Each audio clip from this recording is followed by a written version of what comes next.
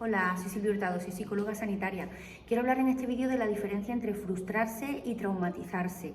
Una persona se frustra cuando tiene una ilusión, un proyecto de futuro, espera que pase algo y finalmente no ocurre. Entonces la persona se frustra, se siente incómoda, pero si tiene recursos para poder afrontarlo, pues pasado un tiempo normalmente busca otra vía alternativa, otra manera, lo intenta en otro momento sin desviarse demasiado de lo que esperaba y pues la persona se va haciendo pues cada vez más resistente y va siendo cada vez más capaz de tolerar la frustración y de estar preparado para el día a día. Cualquier situación que surja tiene creatividad y flexibilidad para buscar nuevas alternativas y no frustrarse, se frustra, pero encuentra una solución alternativa y la persona se hace resiliente.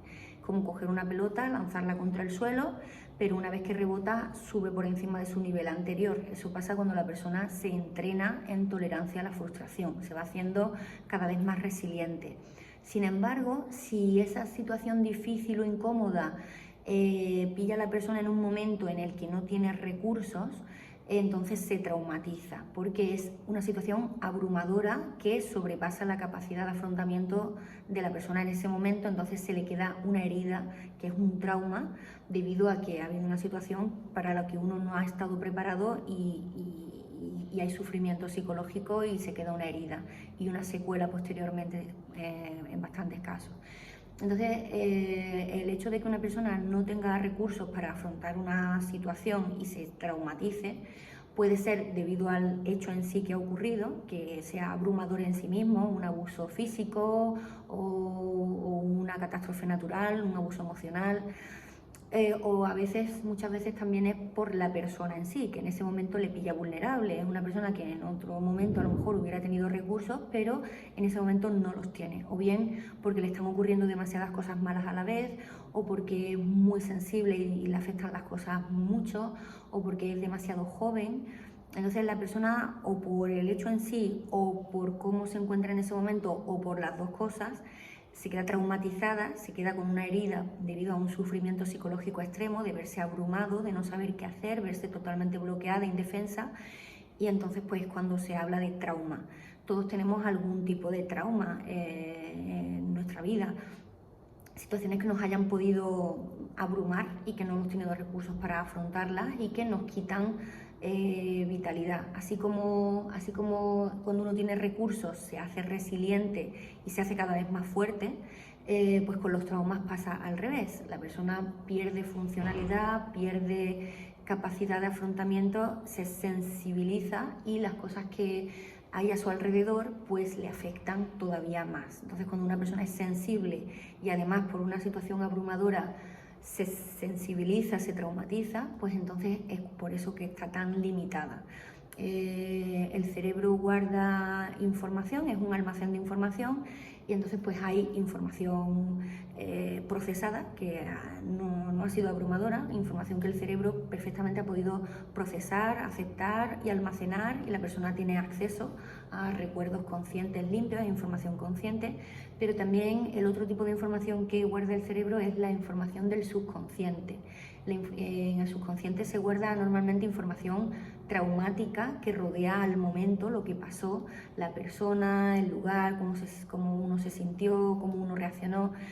Es información que se queda sin procesar, desordenada y metida en una especie de cápsula o bote al que la persona no tiene acceso. La persona no tiene acceso a la información del subconsciente y aunque quiera de manera voluntaria pensar qué fue lo que pasó, por qué ocurrió, el cerebro tiene una buena razón para tenerlo ahí apartado de en medio para que la persona pueda funcionar con recuerdos sanos y que ha tenido recursos para que la persona no pierda la motivación y la funcionalidad, ¿no?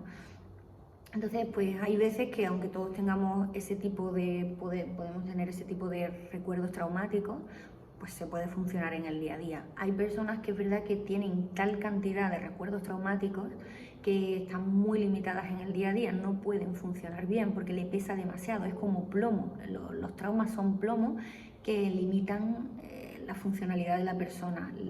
La persona no se siente ligera, espontánea y funcionando bien. La persona está muy limitada cuando tiene muchos traumas Entonces, pues hay técnicas específicas en salud mental para poder trabajar los traumas. Pero antes de trabajar los traumas hay que asegurarse de que la persona está estable y que la persona está funcionando bien en su día a día con la información sana de su cerebro, la tiene bien organizada, bien potenciada, bien preparada para afrontar situaciones difíciles. Y entonces en ese caso, pues cuando aún así la persona está muy limitada porque no tiene acceso a la información del subconsciente y no puede controlarla, pero le limita, pues entonces se puede trabajar la información del subconsciente. Con alguna técnica como el MDR o la terapia sensoriomotriz o alguna otra.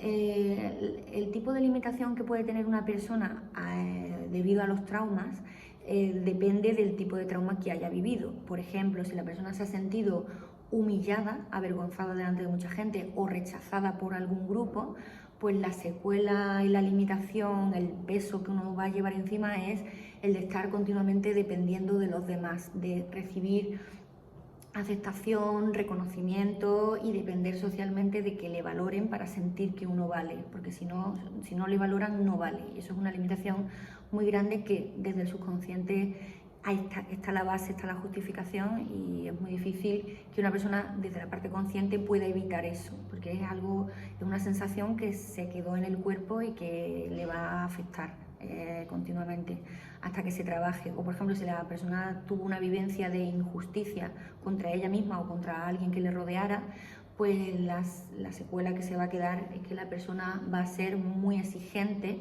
y muy radical y va a ser muy dura con los demás y muy justiciera. Según el tipo de herida, pues deja una secuela. Y si te limita mucho en el día a día esa secuela, pues sería bueno en algún momento procesarla para poder evitar los impulsos que a uno le vienen de distorsionar o de actuar de una determinada manera como consecuencia del trauma. Más información sobre inestabilidad emocional en www.terapiaicónica.com.